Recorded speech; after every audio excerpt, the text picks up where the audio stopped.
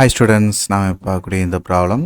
The acceleration a in meter per second inverse squared of the particle is given by acceleration a equal to 3t squared plus 2t plus 2. Acceleration value கொடுத்திருக்காங்க, நல்லா கவனிச்சுக்கோங்க. Where t is the time. If this particle starts out with the velocity v equal to 2 meter per second at time t equal to 0. அதாவது initial start பண்ணுற டயத்துல அதோட velocity எவ்வளோ இருந்துச்சுன்னா 2 meter per secondல இருந்த மாதிரி அதோட வேல்யூ நம்ம எடுத்துக்கணும். Then find the velocity at the end of 2 seconds. அதாவது டைம் t equal to 2 secondsல அதாவது அதோட velocity 2 secondsல இருக்கும்போது என்ன அப்படின்னு கேட்டிருக்காங்க. அதாவது velocity time t equal to 0 இருக்கும்போது 2 meter per second அப்படின்றது given dataல இங்கே கொடுத்துட்டாங்க. ஸோ இங்கே நம்மளுக்கு ஆக்சிலரேஷன் கொடுத்துட்டாங்க, velocity கண்டுபிடிக்க சொல்லியிருக்கிறாங்க. ஆக்சிலரேஷன் கொடுத்துட்டாங்க, velocity கண்டுபிடிக்க சொல்கிறாங்க. velocity கொடுத்து ஆக்சிலரேஷன் கண்டுபிடிக்க சொல்லுனா ஜஸ்ட் ஒரு டிஃப்ரென்ஷியேஷன் பண்ணாப்போ. ஆனால் இப்போ ஆக்சிலரேஷன் கொடுத்து velocity கண்டுபிடிக்க சொல்லியிருக்கனால இன்டகிரேஷன் பண்ணணும். இந்த இன்டகிரேஷன் பண்ணுறதுக்கு என்ன செய்யணும்? பொதுவாக நம்மளுக்கு இங்கே கொடுத்துருக்குற இந்த ஃபார்முலாவை நல்லா கவனிச்சு பாருங்கள். a equal to 3t square plus 2t plus 2. a equal to என்னென்னு எழுதுவீங்க? dv பை dt இல்லையாப்பா? இந்த ஃபார்முலாவை நம்ம எப்படி ரீஅரேஞ்ச் பண்ணி எழுதுமா? dv equal to a into dtன்னு எழுதலாமா? அப்போ தான் நம்ம என்ன செய்ய முடியும்? velocity கண்டுபிடிக்க முடியும். ஒரு சைடு இன்டகிரேட் பண்ணும்போது velocity கிடச்சிரும். ஸோ அப்படி இன்டகிரேட் பண்ணும்போது இந்த டேர்மில் integral of dv equal to integral of a into dt அப்படின்ற டேமுக்கு a ஓட வேல்யூ நம்ம என்னன்னு பார்த்தோம்ப்பா? 3t squared plus 2t plus 2. அதை சப்ஸ்டிட் பண்ணுங்க. integral of 3t squared plus 2t plus 2. Overall இந்த டேமை ஃபுல்லாத்தையும் நம்ம என்ன செய்யணும்? டயத்தை பொறுத்து இன்டகிரேட் பண்ணணும்.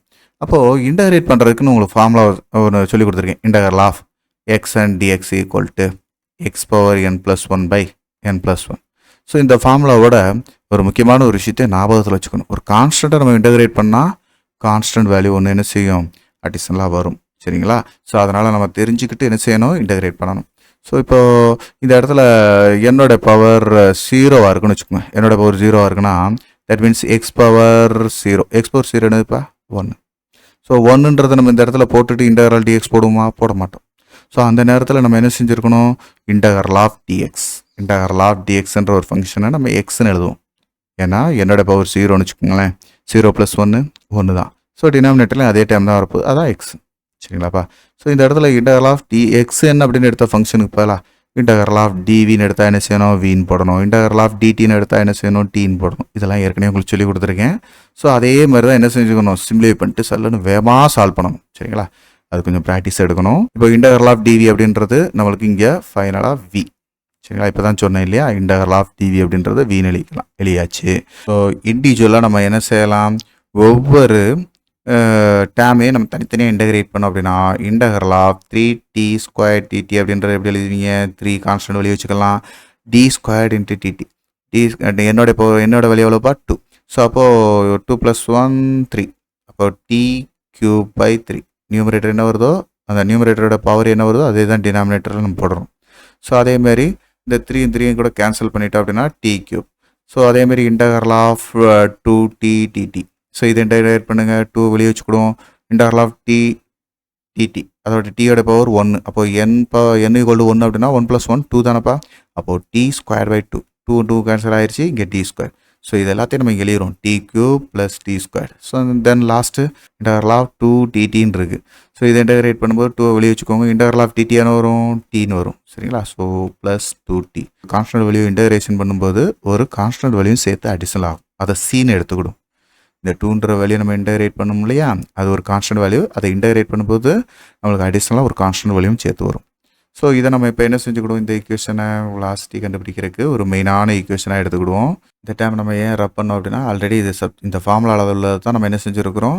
எக்ஸ்பேண்ட் பண்ணி எழுதியிருக்கோம். ஸோ அடுத்து v equal to at t = 0ன்ற டயத்துன்னு பார்க்கும்போது t 0னா என்ன வரும்? t 0 அப்படின்னா 0 cube plus 0 square plus 2 × 0 plus c. At time t = 0ல் velocity எவ்வளோப்பா இருந்துச்சு? 2 மீட்டர் பர் செகண்ட். ஸோ அப்போ எல்லா டைமும் 0வாக இருந்துச்சுன்னா அந்த கான்ஸ்டன்ட் வேல்யூ சி என்னவாக இருக்கும்? 2 அப்படின்னு இருக்கும். இந்த வேல்யூவை தான் நம்ம என்ன செய்ய போகிறோம்? அடுத்த கொஸ்டினில் நம்ம சப்ஸ்டிட் பண்ண போகிறோம். இங்கே அட் டைம் t = 2 seconds அதாவது எண்ட் ஆஃப் த 2 செகண்ட்ஸில் time 2 cube plus 2 square plus 2 × 2 plus இந்த கான்ஸ்டன்ட் வேல்யூ சியும் சேர்த்து இந்த ஈக்குவேஷனில் அப்ளை பண்ணணும் ஈக்குவேஷன் 1ல். சரிங்களா? ஸோ அதுக்காக தான் இந்த இதை நம்மளுக்கு கொடுத்துருக்காங்க டேட்டாவை. அப்படி கொடுக்கலன்னா நம்ம என்ன செஞ்சுக்கலாம், 0ன்னு கூட கன்சிடர் பண்ணிக்கலாம். ஆனால் நம்மளுக்கு கொடுத்துருக்கிறதுனால இந்த இடத்த நம்ம என்ன செஞ்சுக்கணும், கான்ஸ்டன்ட் வேல்யூ சப்ஸ்டிட் பண்ணிட்டு தான் சால்வ் பண்ணணும். இல்லைன்னா நம்மளுக்கு ஆன்சர் தப்பாயிடும். சரிங்களாப்பா? ஸோ அப்போது 2 கியூப் அப்படின்றது 8, 2 square 4 + 4 + 2. So 18 metre per second அப்படின்றது அட் எண்ட் ஆஃப் த 2 செகண்ட்ஸில் நம்மளுக்கு வெலாசிட்டி. சரிங்களாப்பா? இது உங்களுக்கு கொஞ்சம் இன்ட்ரெஸ்டிங்காக இருக்கும்னு நினைக்கிறேன் இந்த ப்ராப்ளம். ஸோ அதனால் இதை கொஞ்சம் சால்வ் பண்ணி பார்த்துக்குங்க. இந்த மாதிரி ப்ராக்டிஸ் பண்ணிட்டீங்கன்னா எந்த ஒரு கொஸ்டின் கேட்டாலும் நம்மளால் என்ன செய்ய முடியும், ஃபேஸ் பண்ண முடியும். சரிங்களா? தேங்க்யூ. இந்த வீடியோ உங்கள் எல்லாருக்கும் பயனுள்ளதாக இருக்கும்னு நான் நம்புகிறேன். உங்களுக்கு இது ரொம்ப ஈஸியாக இருந்துச்சு அப்படின்னா மறக்காமல் லைக் பண்ணுங்கள். நம்ம மிஸ்டர் ஃபிசிக்ஸ் சேனலை சப்ஸ்கிரைப் பண்ணுங்கள். உங்களுடைய நண்பர்களுக்கும் ஷேர் பண்ணுங்கள். நம்மளுடைய தொடர்ந்து எல்லா வீடியோக்களும் உங்களுக்கு வரணும் அப்படின்னா நம்ம நோட்டிஃபிகேஷனில் ஆல் அப்படின்ற ஆப்ஷனோட கிளிக் பண்ணுங்கள். தேங்க்யூ.